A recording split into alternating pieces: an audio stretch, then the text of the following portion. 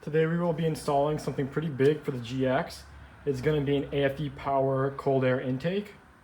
I already have aFe's throttle body spacer, so I'm interested to see how this pairs up with the throttle body spacer to see if there's any increase in performance and low end torque. So let's start unboxing this and see what's inside. All right, opening up the box. Let's see what kind of goodies we have in here.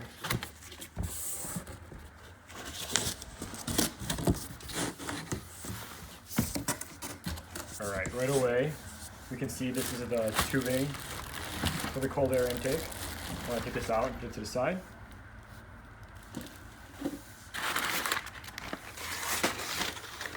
All right, this looks like we have the cover for the cold air intake. All right, it's nice. We have some bushings and some couplers for the piping. Put that to the side. Some more bushings and piping. I think that's going to be for the inside for where the cone goes. Let's see what else we got in here. All right, these are the vacuum hoses that connect to the intake. All right, let me put that to the side. We have another coupler. This one says aFe power. It's very nice.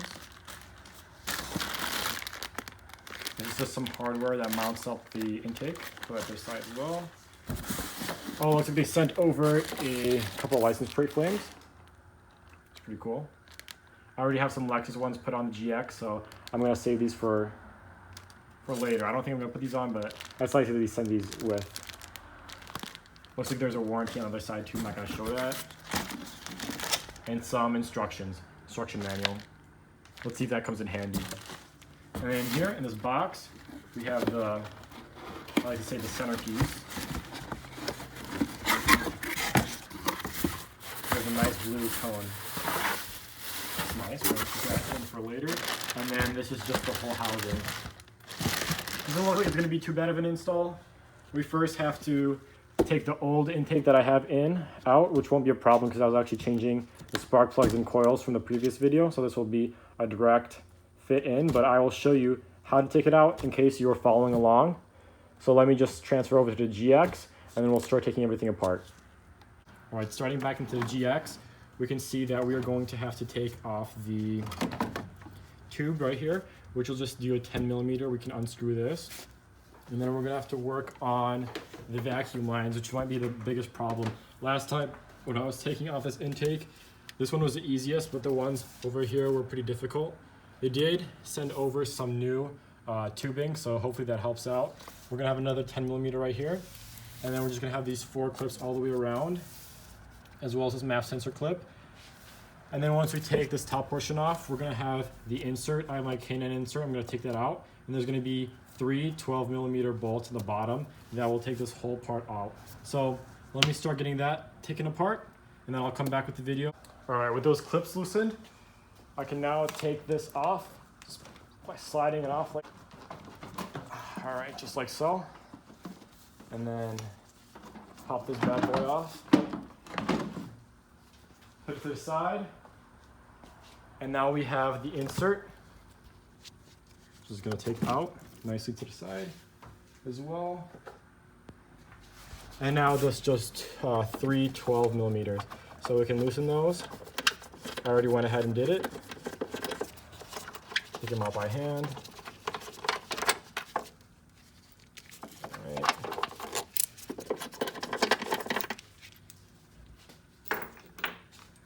And then we can just take this and push it, finesse it through. It's gonna be a little bit difficult doing it with one hand. Let me put you back on the gimbal. All right. Just like so. Put this part as well to the side. Okay, and now come the vacuum lines. This is gonna take a little bit of playing around with, so let me go off camera. It's just we have to pull off this vacuum line, the one to the side, right over here, and then this third one down here. So let me play with this a little bit, and we'll be back with those vacuum lines taken off, and then we can just pull it off from the throttle body. Looking at the instructions for a little bit, there's one thing that we're gonna have to change. This ground point that's to the side here is not going to give enough room for the intake. So we're going to have to take this ground point and connect it to this ground point that is down here. So just go ahead and clean this off and take this 10mm, unscrew it, and move this ground down there. That's going to help with the placement for the MAF sensor as well. So I got this vacuum line off. There's a replacement, so there's no problem that it's torn a little bit, but there's going to be new vacuum lines all the way around, so that shouldn't be a problem. So let me go ahead and just do this ground point, and then we'll continue. All right, now with a new ground point, I just put the screw back in just to ensure that if I need to use this ground point in the future, I have the screw there. Now we are ready to take the secondary vacuum hose off and this third one. So I will do so is by prying off these clips, moving it to the back, and then taking this off as well as this one. I'll do so, be back, and then we'll take this final piece off and we'll have the intake taken off. One thing that may help is I first took this part off and then this bottom there, the vacuum line, and then I just pulled the intake towards me while pushing this outward, and then it finally came off. This one is the biggest pain because it's very stiff, and there is a metal coupler on the inside that really grips the intake nipple. So now we can take off these vacuum lines and put the new ones on that were shipped in with the kit. Let me just get the kit all organized, and I'll put up the new vacuum lines and the hoses, and then we can start putting in the new intake.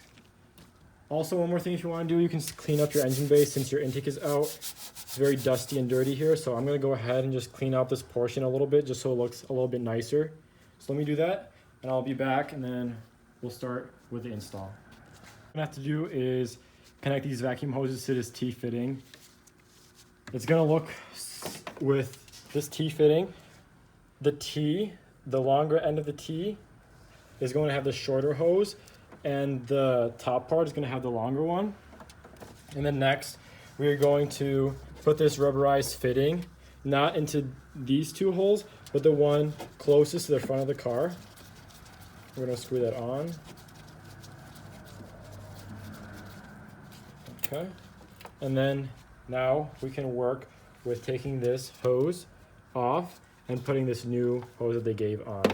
So let me start with taking that part off, and then we'll work with the other two hoses. Connecting this T fitting to the stationary hose down here. It was a little bit looser, so I put a high temperature zip tie on here as well just to keep it tight. We're going to take the longer end of the hose. We have to connect this end onto here, and then this end will be connecting to the cold air intake. And as well as this part is the only part we really have to take off because it's not long enough. This part is going to be long enough to connect to the tube as well. So this is really the only hose that has to come off, as well as this one. But this one is going to be replaced with the longer end of the T-fitting. So this is how it's supposed to look so far. I connected the longer part to this piece, and then they gave an optional ratcheting clip here, but I just used the original ones. There's no need for the other one. These work perfectly fine. And then this as well, I just zip tied it just to make sure there's no leaks. And now we have this end and this end open. They're going to be going to the intake. I'm going to assemble this box piece now. I'll get all the parts that I need, and I'll show you how to assemble it, just so that when we put the intake on, we have everything else here connected already, and we won't have to worry about it fitting in through this cutout in the fender. All right, so for this box, I have the parts that we need. We're going to need this coupler. It's going to go on the inside right here, and there's going to be 3 hex bolts that we're going to have to tighten it. And then on the outside that's going to connect to this is going to be this larger coupler they're going to place out here. We're going to have these 2 ratcheting straps, so we're going to put those on top of that. But before that, I'm going to worry about the screws on the inside here.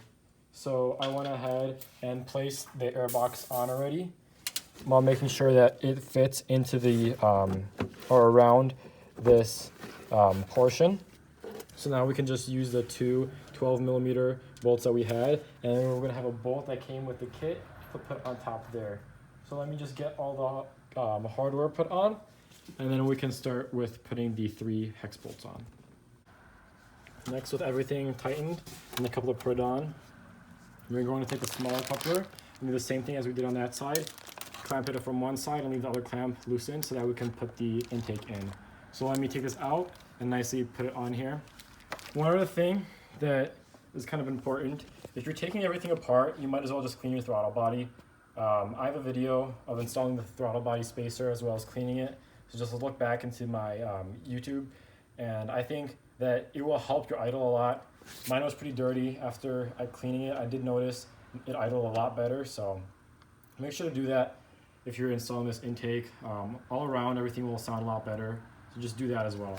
So let me get this opened up and put on here, and then we can just work on putting the nipple onto the intake so that we can put this valve on and all that ready. So I'll be right back and we'll do the final steps.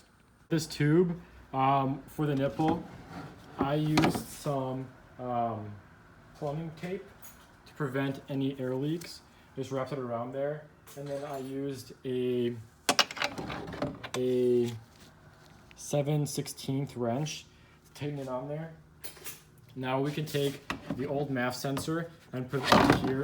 We also get a little bracket or a seal that we could put on here, so I'm gonna pop that on there once I get the MAF sensor cleaned up and put back on. So let me just get that, and then that should be the final part for this, and then we can just hook it up to the rubber couplings as well as putting the tubes onto here.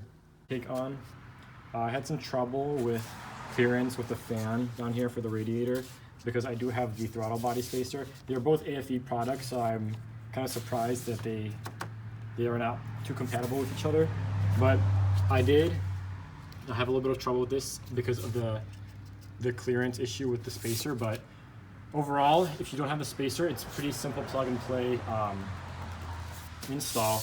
We do have the MAF sensor plugged in and the 2 vacuum lines, so now all I have to worry about is putting the cone onto here and closing up the intake. We also have a little rubberized cover that you can put on and off to allow water to come out if you are going into, I guess,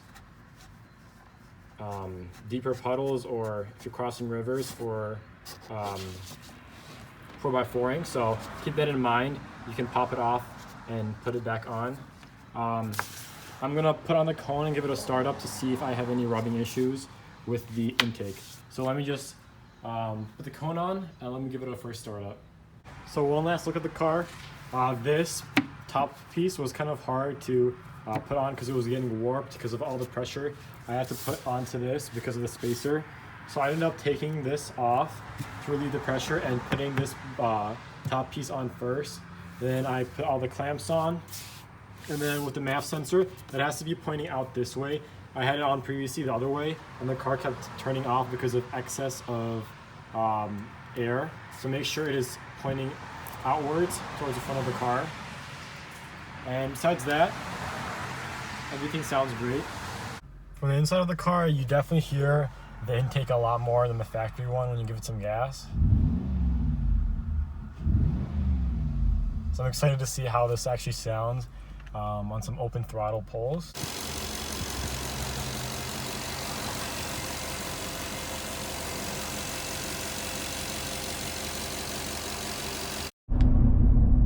There's a few things I'd like to say for the end of this YouTube video. First off being, I want to thank everyone for 200 subscribers on the YouTube channel. And the second thing is, I will have a Tesla review video coming up next for the Tesla screen. I have had the unit installed for about 5 months now, so I have a couple things to say for the pros and cons. And then lastly, I'm just going to have a little video here on some side streets of how the car sounds with the intake. I think it sounds phenomenal. You really hear the whining from the intake cone. So let me just insert a clip here, and then you guys can hear how it sounds. For this next clip, I did take a trip down to Mexico, so this is private property. So I'll give it a little acceleration test right here. I do have a throttle body controller on here, so you will hear the RPMs pick up quite rapidly.